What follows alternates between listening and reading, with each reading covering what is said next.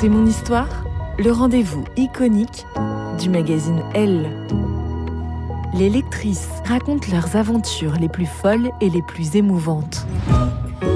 Je me suis laissée tenter par un apéro érotique. Vibrez maintenant avec le podcast C'est mon histoire. Il a ouvert, en peignoir de bain blanc, sourire aux lèvres. Rassurée de voir qu'il était aussi mignon que sur les photos de son profil, je suis entrée. Il m'a aussitôt indiqué la salle de bain. Un peignoir m'y attendait. Je me suis déshabillée, un peu maladroitement, pas très sûre de ce que je faisais, mais déjà un peu émoustillée. Puis je suis sortie dans le couloir avant de le suivre au salon. Les pièces étaient sobres, plutôt de bon goût, parquet en point de Hongrie, moulure, cheminée, quelques tableaux au mur. 2 larges canapés recouverts de draps d'un blanc immaculé encadraient une table basse sur laquelle était dressé un buffet léger. D'un geste, il m'a fait signe de m'installer avant de laisser tomber son peignoir. Soutenant son regard, sans m'attarder sur son corps bien proportionné, glabre et musclé, ni sur son sexe parfaitement détendu, j'ai fait de même avant de m'asseoir. Il m'a alors tendu une coupe remplie d'un cocktail parfumé, légèrement mousseux, Pisco Sour, j'espère que tu apprécieras. Sa voix, étonnamment basse et puissante, m'a aussitôt prise aux tripes. L'apéro érotique avait commencé. C'était lui qui avait eu cette drôle d'idée. On avait matché sur Tinder, où je me baladais régulièrement depuis ma rupture avec Tom 1 an auparavant. On avait échangé 2 ou 3 messages avant qu'il ne me propose ce truc un peu étrange qu'il appelait un apérotique.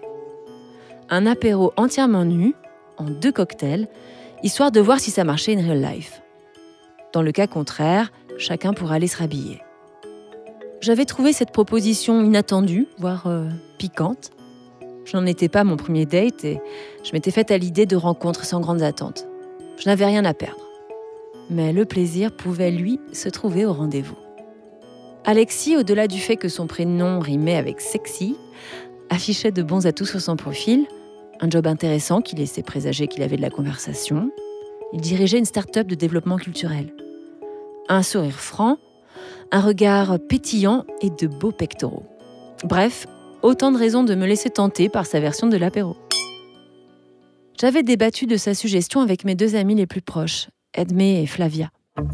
Edmé, l'aventurière de la bande, trouvait ça cool comme manière de faire connaissance. « C'est ce qu'on appelle la transparence intégrale », rigolait-elle. « Il faudra que tu nous racontes, hein, et moi, je l'utiliserai pour mes prochains dates. » Flavia, elle, était terrifiée. « Oh, non mais t'es tarée, imagine que ce soit un gros pervers. Non mais d'ailleurs, franchement, il peut être que grave barré, le mec, pour proposer un truc pareil. Et si j'étais pas seule ? Et si c'était genre un criminel ? » Pour les rassurer toutes les 2, j'avais donné le nom et le numéro d'Alexis à mon duo de copines, en leur disant que je leur enverrais un texto dès le début du date pour leur dire que tout allait bien. Pour écouter la suite de cette histoire, vous devez être abonné à Elle. Nous vous proposons une offre 100% numérique ou une offre avec votre magazine livré chez vous chaque semaine. Faites votre choix sur la page elle.fr/abonnement.